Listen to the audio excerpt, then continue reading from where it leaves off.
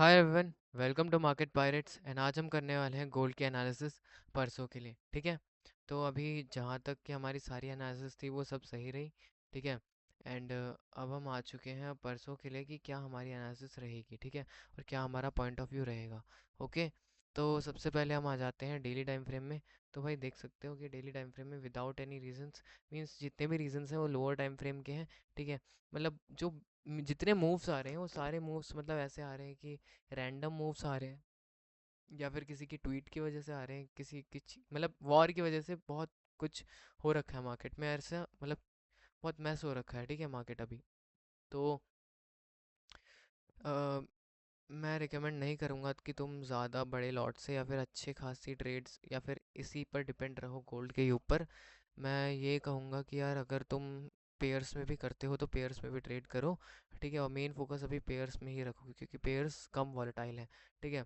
Gold अभी सिर्फ मतलब जिनके प्रॉफिट बन रहे हैं उनके बन रहे हैं, बाकी जो लॉस कर रहा है तो वो बहुत बुरा लॉस कर रहा है। ठीक है। तो अभी हम चलेंगे 1 आवर में। 1 आवर में हम देख, पहले हम डेली में चलते हैं। ठीक है। डेली में या फिर वीकली में। ठीक है। वीकली में हम चलते हैं, वीकली में हम देखते हैं सारी ड्राइंग हटा के। वीकली में क्या लग रहा है कि यार इतना अच्छा मतलब मूव आया। ठीक है। उसके बाद सडनली एक सेलिंग की कैंडल दिख गई जो भी गैप डाउन के साथ। ठीक है। गैप डाउन के साथ ये दिखी।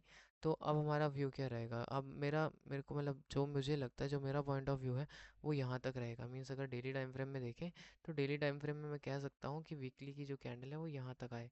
ठीक है। यहाँ तक आए सेलिंग की, इसके बाद बूम मारे अपसाइड के लिए। ठीक है। अब मैं लोअर टाइम फ्रेम में थोड़ा बताता हूँ लोअर टाइम फ्रेम में मेरे को क्या लग रहा है। ठीक है। तो अभी यहाँ पे कोई भी चीज़ ऐसे टैप नहीं हो रखी जिसकी वजह से ये कैंडल बनी। तो ये रैंडम कैंडल बन रखी है और लोअर टाइम फ्रेम में होगी जो कोई रीज़न होगा, बट लोअर टाइम फ्रेम में इतना कोई रीज़न है नहीं। ठीक है। तो अभी जैसे हम देख सकते हैं अभी कि 30 मिनट या 1 आवर में अगर हम जाएं तो यहाँ पर देख सकते हैं हम कि मार्केट ने 3-4 बार क्या कर रखा है। देखो यहाँ पे कंसोलिडेट किया। ठीक है। उसके बाद एक मूव दिया, फिर मूव। ठीक है।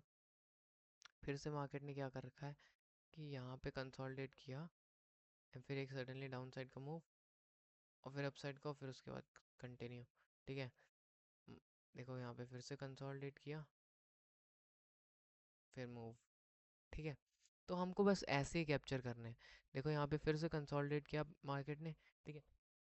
क्योंकि मार्केट में सिर्फ 3 चीज़ें होती है, कंसोलिडेशन, एक्सपेंशन, मैनिपुलेशन और डिस्ट्रीब्यूशन। ठीक है। मतलब एक्यूमुलेशन, मैनिपुलेशन, डिस्ट्रीब्यूशन, ये 3 अलग हैं।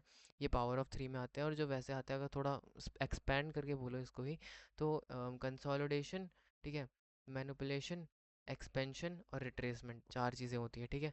तो अब हमको इन 4 चीज़ों में से एक चीज़ तो हमको पता है कि कंसोलिडेशन के बाद हमेशा एक्सपेंशन होता है। ठीक है। अब एक्सपेंशन के बाद क्या होगा ये हमें प्रिडिक्ट करना होता है। तो ये हम प्रिडिक्ट करेंगे। ठीक है। जैसा कि मैंने वीडियो में बताया लेक्चर में। ठीक है। तो अब ये हम प्रिडिक्ट करेंगे। देखो अब एक्सपेंशन आ गया है, अब हमको देखना है कि रिट्रेसमेंट आए। ठीक है। या फिर यहाँ से रिवर्सल आए और उसके बाद रिट्रेसमेंट आए। ठीक है। तो मेरा सिंपल व्यू ये रहेगा कि मैं ये सोच रहा हूँ मेरी एनालिसिस के हिसाब से जो मुझे लगता है, मुझे ये लगता है कि प्राइस क्या करे यहाँ से जो अगर पीछे के देखे ना, अगर हिस्ट्री रिपीट्स, ठीक है, हिस्ट्री रिपीट्स, तो मुझे यही लगता है कि प्राइस क्या करे कि यहाँ पे कंसोलिडेशन कर रहा है तो इसके बाद एक्सपेंशन दे और फिर रिट्रेसमेंट करते करते ये इसको मतलब कंटिन्यू करे। ठीक है। तो ये कंटिन्यू करेगा तो फिर यहाँ तक आए प्राइस। ठीक है। मीन्स 5000 मतलब 4600 तक। ठीक है। तो मेरा कल का व्यू यही है कि मैं यहाँ कहीं से सेल करूँ। मीन्स यहाँ पे एक पिल बैक मारेगा 5 मिनट में, यहाँ पे एक पी है। ठीक है। ये पी बड़ा स्ट्रॉन्ग है, ये मैं बता दूं, ये बहुत स्ट्रॉन्ग है पीवाई, ये वाला पीवाई है। अगर ये टूट गया तो फिर उसके बाद बहुत अच्छी सेलिंग आ सकती है। इसके नीचे से मैं सेलिंग के लिए बैठूंगा, मैं लिख भी दूंगा यहाँ पर सेलिंग एरिया। ठीक है। यहाँ पे लिख देता हूँ थोड़ा बड़ा करके इसको, 18 कर देते हैं। ठीक है। एक सेकेंड, सॉरी, यहाँ से कर देते हैं। ठीक है। सेलिंग एरिया रहेगा ये वाला हमारा। ठीक है। यहाँ से हम सेलिंग करेंगे इसके नीचे से, और कहाँ तक की सेलिंग, यहाँ तक की सेलिंग बहुत अच्छे से। ठीक है। तो मैं तो यही कहूँगा कि ऐसी चीज़ों में नहीं फंसना है हमको, मतलब ऐसे कंसोलिडेशन एरियाज में नहीं फंसना है, बल्कि ऐसे मूव्स कैप्चर करने हैं, ऐसे मूव्स। ठीक है।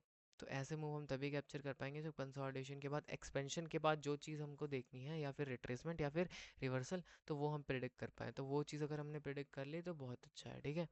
तो उसके अलावा मार्केट में कुछ नहीं होता। जैसे तुम देख सकते हो पिछले कितने ही चार्ट्स में, चाहे किसी में भी देख लो, ऑल टोटल, और मतलब जितने पेयर्स हैं, जितने भी कमोडिटीज़ हैं, या फिर जितने स्टॉक्स हैं, सब में देख लो यही होता है, ओके।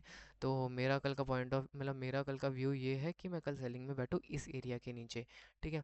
नहीं तो फिर यहाँ पे कंसोलिडेट करेगी, मेरे को पता है, क्योंकि ये बहुत स्ट्रॉन्ग लेवल है 5 मिनट का, ठीक है। तो मेरा कल का व्यू कुछ ऐसा ही था। मिलते हैं अगले वीडियो में। इसी तरह चैनल में बने रहना, सब्सक्राइब करना मत भूलना।